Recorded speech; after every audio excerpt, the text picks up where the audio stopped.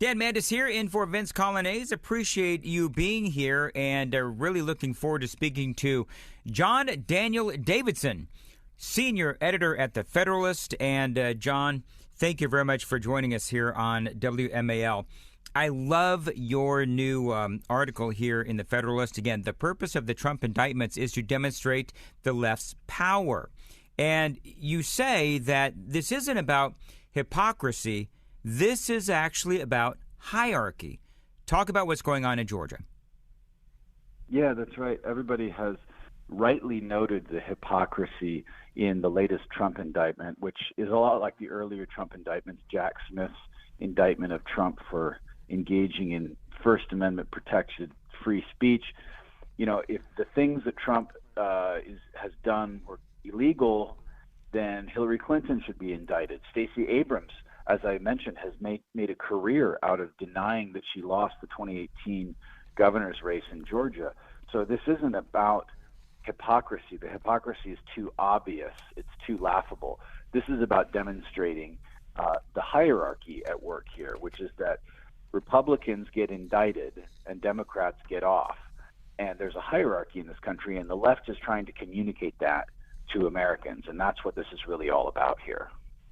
Well, one of the things, and you rightly bring this up, is the things that Donald Trump is being accused of in this indictment, and these things are being called crimes, the American people have done on social media and in conversations with their own lawmakers. I mean, this is something that, as you look at the, as you point out, the rather mundane things that Trump did that are being called crimes and that he could go to jail for, are things that the American people have all done if they're politically active. Talk a little bit about that. Yeah, absolutely. And that's part of the messaging here. The messaging on the left is that if you do these things that Democrats are allowed to do, activists on the left are allowed to do, Hillary Clinton is allowed to do, but if you do them, or if Trump does them, then they amount to a crime, and you're going to get in trouble for that. So they call it racketeering. They call it a criminal conspiracy. But what was the object of the conspiracy? Legal challenges to the election. There's legal challenges to elections all the time. It's nothing new. These were court cases in multiple states that the Trump campaign was pursuing through legal means. And of course, there were phone calls involved in that, and emails, and tweets, and reservations of rooms at the Georgia Capitol for hearings and for organizational meetings. All of that, as far as the left is concerned, is a crime if you're a Republican. If you're a Democrat, it's not. And as I said, that's not hypocrisy, that's hierarchy. And we need to understand that. It is interesting, too, as we talk about all of these things, is that they're trying to make Trump supporters, I believe specifically, clearly, trying to make us feel powerless. When we look at the journey of your average Trump supporter, right? He comes down the escalator, I should say. He announces that he's running for president. He talks about the murderers and the rapists that are coming across our southern border. And, we all knew what he meant in context. But the left went absolutely bat crap crazy. And then it's off to the races. Then you have Russia collusion. You have the Mueller investigation. You have the twice attempts at impeachment. 2 times they tried to impeach him. They've got all of the accusations of Donald Trump. He's Hitler, and his followers, air quotes, are Nazis. I mean, this has been not just here in the last couple of weeks with the announcement of the Atlanta indictment, the Fulton County indictments. This has been a 6-year assault on Republicans, and that's, I think, what a lot of Republicans are feeling today. It is a never-ending assault, not only on our desired political candidate, but also our values. That's right. The real crime that Trump committed was winning the 2016 election. That's the real crime. And the real crime that the American people committed was putting him in office. And the left and the deep state and the permanent regime in Washington want the American people to know that they're not allowed to do that. And they better not try to do that again. And that's why you see the book being thrown at January 6th protesters, even the little grannies who wandered in through the open doors, not knowing what was going on at the Capitol. And yet, at the same time, that same summer, you have Black Lives Matter and Antifa rioters who get off scot-free, in fact, who are encouraged and embedded by Democrat politicians. So the message here is clear, and that message is that you have no power, and we have all the power, and we can bring to heel even someone like a former president like Donald Trump. And if we can do that to him, imagine what we can do to you. That is the message that Americans need to be getting from the left, because that is what the left is trying to tell us.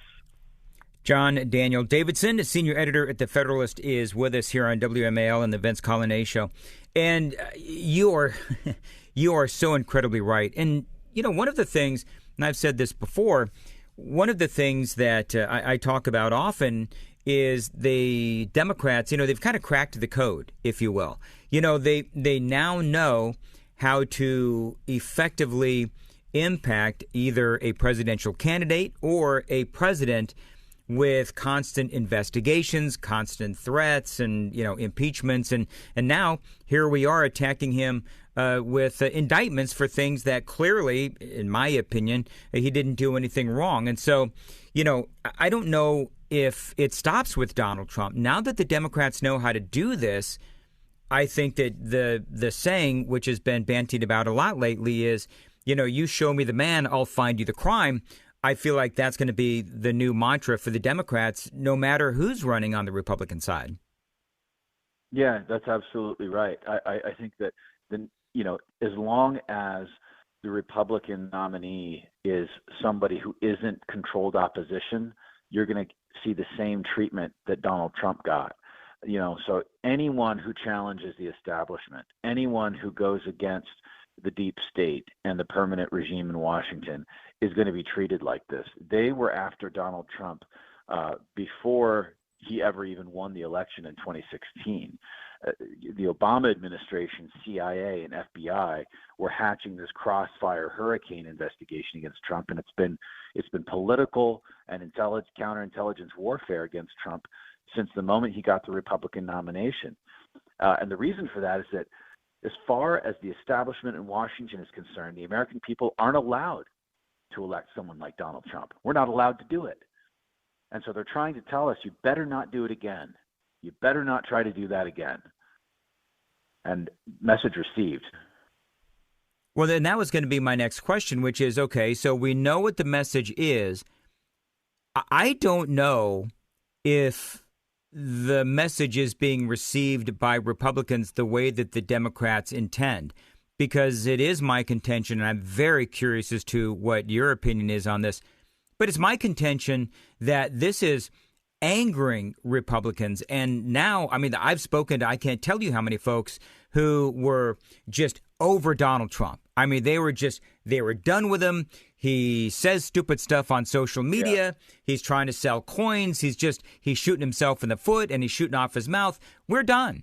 Those same people who turned into from Trump supporters to never Trumpers are now back to Trump supporters because they're just pissed off. Yeah, that's right. They are making a martyr out of him. And I think people understand the stakes here, because if they allow the left to do this, if they allow the regime to do this, then we're done as a self-governing republic. We will be a shell of a democracy. We'll have all the outward forms of democracy, but we won't really have freedom. We won't really have self-government of the people, by the people, for the people. We'll be like Iran. The regime tells you who you're allowed to vote for, and then they have an election. That's what it'll be in the United States. I think a lot of people get that, and they get that it's not really about Trump. It's about what the left thinks they're allowed to do, how they're allowed to weaponize federal law enforcement agencies, how they're allowed to weaponize the Justice Department and the court system, and destroy the Constitution and take away our freedoms. And I think, I don't know how we get through 2024 with the situation as it is right now. I just don't. Well, it's interesting. A lot of people understand the stakes. I think they do. Here's my question for you, though. You know, you are senior editor at the Federalist, John Daniel Davidson. I'm Dan Mandis. I'm a talk show host. You and I are, you far more than I, but incredibly plugged in to what is going on. Do you think the average American understands that Donald Trump really didn't do anything wrong? Hunter Biden and Joe Biden certainly have done things that are wrong, and they're being protected by the DOJ. You and I are mired in this stuff, but does the average American, you know, the person who just maybe pays attention to the news a couple of weeks before an election, what's the message that they're receiving? I mean, if they only consume corporate media, then the message they're receiving is the regime message. And that is that Donald Trump is a criminal, and this is just justice being served, and that Biden and his family have never done anything wrong. Because the corporate media is sort of the handmaiden of the regime. They are the propaganda arm of the permanent regime in Washington, and they will defend the regime at all costs. And I think they are counting on the fact that most Americans, or enough Americans, are sort of low information voters who only pay attention in the final weeks of an election, and then they'll just accept what they're fed. But I think they underestimate kind of how digital media has changed how people consume news and what they're aware of, and you know how much the average person knows. I think at this point the abuses of power and the double standards and the naked wielding of power are so egregious and so blatant and obvious that a lot of people notice it now. You don't have to be a news junkie to know that Biden is crooked. You don't have to be a news junkie to know that there's something weird and fishy and suspect about all these indictments of Trump. I think people get it, and I think, you know, that actually gives me a ray of hope.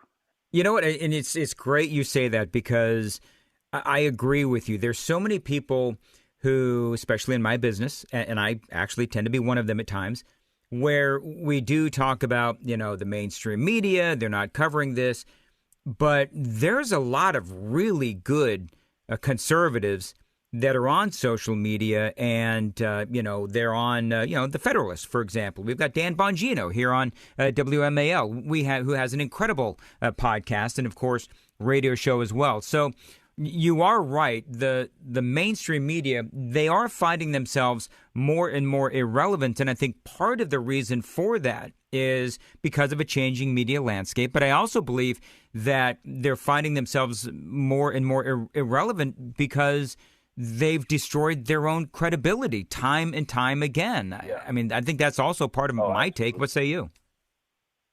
Absolutely. I mean, I don't even use the term mainstream media anymore because it's not actually accurate. They don't represent the mainstream in American life anymore. They represent the left-wing fringe. I mean, the biggest conspiracy theorists in the media are some of the biggest names in cable news. They pushed this Russia collusion hoax when they knew, long after everybody knew, there was nothing to it. It was crazy. And they went on and on about it for years. And the whole purpose was to undermine Trump's presidency and get him impeached. And when that didn't work, they moved on to the next thing. These people are nuts. They're not mainstream. They're fringe. But they do have power, and they do have a lot of money behind them. And that's why I call them the corporate media, not the mainstream media. It's also better to call them, I guess, state media, because that's what they really are. You know, I think you, John Daniel Davidson, I think you've convinced me to change my vernacular permanently. Now, this is interesting. Listen to this real quick, because I know we got to wrap this up. Latest polls out of Iowa, Donald Trump coming in at 46%, up to Biden coming in at 47%, down to, and also his job approval rating is at negative 16, 39% approval rating, 55% disapproval rating. And it does not look good for independents. Joe Biden is at a net negative 22, 35 approval, 57 disapproval among independents. So I think part of what's going on is the more that people are digesting what's happening, I think, is it a combination? This is your political analysis I'm asking for. Are people are still suffering from the economy, But is the news of, Hunter Biden, Joe Biden, and, influence peddling and bribery, is all of that also starting to seep in now? I think it is, partly because it's just so egregious. It's impossible for any rational, clear-headed, honest person to deny what Joe Biden was doing and what Hunter Biden was doing for years and years, influence peddling overseas and selling access to Joe Biden as vice president, maybe actually Joe Biden even as president now. It's really hard to come to any other conclusion, even for like ordinary people who don't pay that much attention. And I think that's part of why you're seeing that in the polls. It's that, and it's the other thing you mentioned. People know that the Biden administration is basically failing from an economic perspective. There's no such thing as Bidenomics. It's a nonsense phrase. Inflation is still crushing people, and ordinary Americans are still struggling. So, those things are real. What you see on the news, what you hear from the White House press briefing room, that's not real, and people know that. Well, real wages are down, and yes, you're right. People are still suffering. We've got like a minute left. Let me ask you, John Daniel Davidson, a senior editor at the Federalist, you got any predictions for what's going to happen here in the next year and a half? I mean, there's so much, and I don't know if you could distill it down to a minute, but, does Donald Trump, I think he's going to win the primary, but what happens in the general? And will Joe Biden even be the nominee for the Democrats? Man, it's such a crazy time, and there's so many contingencies. So much could happen just in the next 6 months. It's really hard to predict anything. And I also was chastened in 2016 to be very judicious in the future about my predictions. I'm sure a lot of people were. But I tell you, we have big problems in this country, and people also need to realize that the left is going to see this thing through. They are going to want to put Trump in prison. They're going to want to see him in an orange jumpsuit. They want to see his mugshot. They want to gloat over the corpse of his political career. And so people need to brace themselves for that. That's probably going to happen. If I have any prediction, it's that. And it very well could backfire. John Daniel Davidson, senior editor at the Federalist, thank you very much for joining us. Great conversation, and I hope you have a great afternoon.